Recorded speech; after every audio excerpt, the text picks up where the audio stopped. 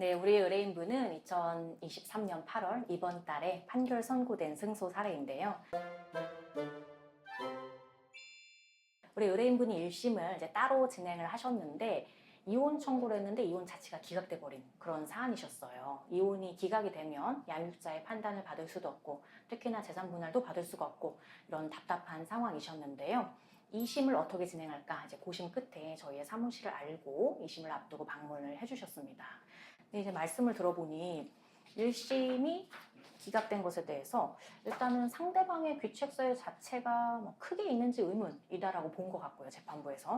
그리고 상대방이 오히려 우리에게 잘못이 있다라고 주장을 한 것이 아이를 병원에 데리고 다니면서 예방접종을 때에 맞게 이제 맞춰야 되고 그것은 의무이고 그러한데 우리 의뢰인이 마치 이제 안아키, 약 안 쓰고 아이 키우기 그런 것이다. 그래서 뭐 의료, 현대 그런 의료를 받지 않는다, 거부한다. 이건 상당히 문제다. 해서 뭐 이 사람에게 유책성이 있고 이런 식의 주장을 한 것에 대해서 어느 정도 1심 재판부가 그것을 의미 있게 본 것으로 보였습니다. 근데 이제 1심에서 이혼 청구가 기각이 된 것이 2심에서 이혼이 된다가 쉽지 않을 수 있거든요. 아예 완전 전면적으로 바뀌는 것이기 때문에 뭐 이혼을 전제로 했는데 재산분할이 조금 바뀐다거나 이런 정도가 아니고 이혼이 안 된 걸 아예 이혼이 되게 만든다. 이런 건 정말 어려운 소송이죠. 근데 만일 물론 뭐 이런 경우 있어요. 이 사안이 전혀 그렇다는 게 아니고 다른 사안에서 1심에서 원고의 그런 유책성이라든지 피고의 유책성이라든지 원래 이게 있었던 거예요. 있었는데 미처 그게 증거로 발견되지 않았던 거죠. 예를 들자면 1심에서 뭐 이혼이 성립됐었는데 알고 봤더니 유책성 있는 원고였다는 게 뒤늦게 밝혀지면서 이혼이 안 된다거나 이런 식으로 증거가 원래 있었는데 밝혀지지 않았던 것이 밝혀지면서 이혼 성부가 뒤바뀌는 경우는 있을지라도 그 자료가 그대로이고 크게 사정 변경이 없음에도 불구하고 이혼 여부 자체가 뒤바뀌기는 쉽지 않다, 어렵다라는 거는 대부분 알고 계세요. 그래서 우리 의뢰인분도 나는 너무 괴로운데 이혼이 안 됐다는 것 자체가 얼마나 힘드시겠어요. 그렇다면 항소심은 거의 마지막 기회다. 왜냐면 우리가 1심, 2심, 3심이 있지만 3심에서는 법리적인 판단만을 합니다. 그래서 사실 판단을 토대로 이혼이 되냐 안 되냐를 판단하는 건 이 사건 소송에서 항소심이 마지막 판단이라고 할 수가 있겠죠. 물론 뭐 몇 년이 흘러서 다시 소송을 한다면 또 모르겠습니다만 지금 이미 이 소송을 몇 년 했는데 항소심이 이번에 이혼하려면 마지막 기회다라는 생각으로 이제 오셨던 거고요. 그 상대방이 우리를 마치 안 아낀 것처럼 아이를 의도적으로 방치한 것처럼 마치 학대를 하는 것처럼 지금 주장을 하고 있고 1심도 의미 있게 봤는데 저희가 구체적으로 보고 자료를 보면 볼수록 그렇지 않은 것 같은 거예요. 왜냐하면 우리 아이가 일단 아토피가 있었어요.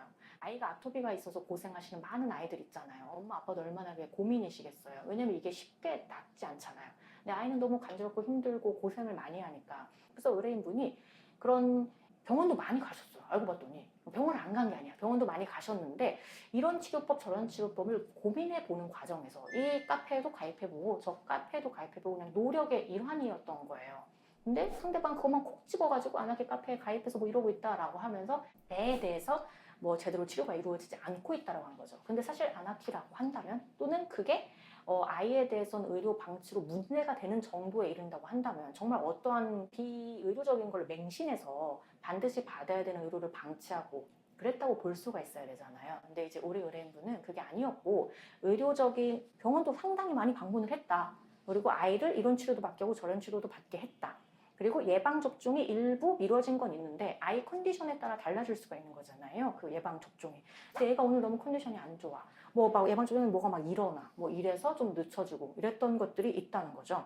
그래서 저희가 그 귀책사유부터 좀 많이 바꾸려고 노력을 했고 그리고 이거를 일단은 많이 좀 벗어내면서 상대방의 귀책사유를 더 부각시키기 위해 노력을 했어요. 이제 상대방 같은 경우 눈에 띄는 뭐 수차례 폭행, 외도 이런 건 아니지만 정말 독단적이고 이제 본인만의 생각을 강요하는 게 상당했다. 그리고 본인이 아니고 본인 가족도 마찬가지예요. 그래서 그 뭐 시어머니가 얼마나 독단적으로 이제 이 사람을 불균형 있게 대했는지 그 다음에 이게 이혼 전에 갈등이 다가 아니더라는 거죠. 이혼 후에 면접교섭 과정에서도 이제 상대방 식구들이 원고를 막 일방적으로 비방하거나 뭐 욕설을 하거나 이런 경우도 있었는데 그럼 이들이 결국엔 혼인관계를 유지할 의사가 과연 있겠냐는 것이지요. 이미 파탄이 난 것이고 그런 것들을 저희가 강조를 했고 그런 것도 전반적으로 현재의 상황 모두를 고려해서 이혼 여부를 판단해야 된다라고 해서 이혼에 대한 전반적인 실제 있었던 일을 더 어디를 부각하고 우리를 어떻게 방어하냐는 부분에 따라서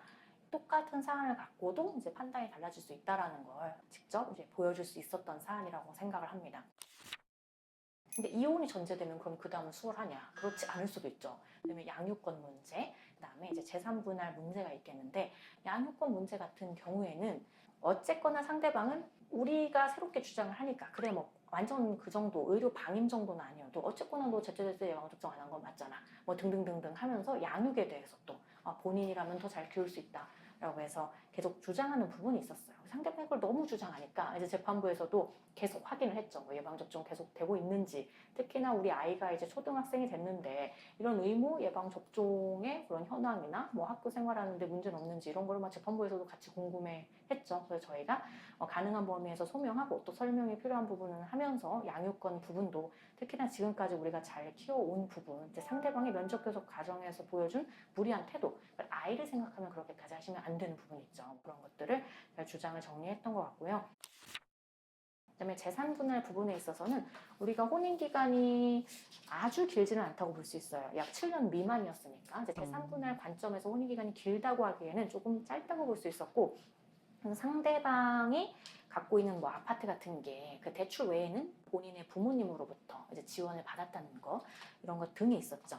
그래서 저희는 어쨌거나 상대방의 재산 자체라든지 가액이라든지 이런 걸 최대한 늘리는 부분, 그리고 그걸 기준으로 했을 때 기여도를 합당하게 판단받는 부분 전반적으로 중요하겠는데, 상대방의 사업상 소득이 명확하지가 않다, 이거 더 있을 것이다 라고 해서 좀 끝까지 주장을 했던 부분이 있어요. 근데 그게 아주 명확하게 밝혀지진 않았지만 우리가 계속 주장을 하면서 상대방의 재산은 더 있습니다, 더 있습니다, 이걸 기여도에서라도 반영해 주세요 라는 주장을 계속 하게 되고, 결론적으로는 드러난 재산은 모두 특유 재산 이건 아니건 전부 대상으로 되었고, 기여도도 저희가 보기에 합당한 40%로 인정을 받았고요.